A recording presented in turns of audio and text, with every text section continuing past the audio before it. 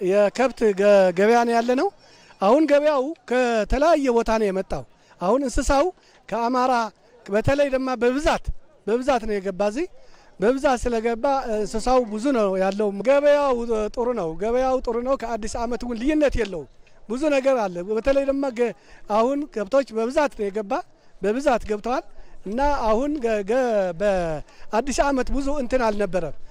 ከብቶች አሁን በደንብ አድርጎ ወፍሮ ነው የመጡት። ገበያው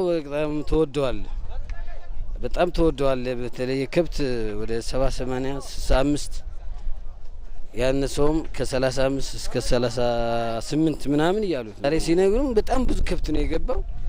ለምን እንደሆነ ግን ያው ዋጋው የቦታውም አሁን ያለ መረጋጋትም ሊሆን ይችላል። ተጨንቆ ይገዛል የሚል ሀሳብ አለው። የሚሸጠው በጣም ልዩነት አለው። አሁን በዛ ሰዓት የገዛ ነው ወደ 38,000 የገዛናት ላም አሁን 65 ምናምን እየተባለ ነው። ስለዚህ በጣም አይገናኙም። ያው እንግዲህ ገዦቹ ብዙም አይደለም ገዥ ዘን ቀርበናልኛ ግን ቢሆንም የገዥ አይነስ ስቅሳመስ በጣም ጥሩ ነው ገበያ። አሁን ላይ ብዙ ቀዝቃዝ ደከም ያለ ነው። ለኢትዮጵያ ሕዝብ ይሁን ለትግራይ ሕዝብ እንኳን አደረሳችሁ ለዚህ ለዓመት በዓል የሰላም የፍቅር ያርግልን እላለሁ። ለ2018 ዓመተ ምህረት እና ለብርሃነ ልደቱ ያደረሰን ለሁላችን ህዝበ ክርስቲያን እንኳን አደረሰን።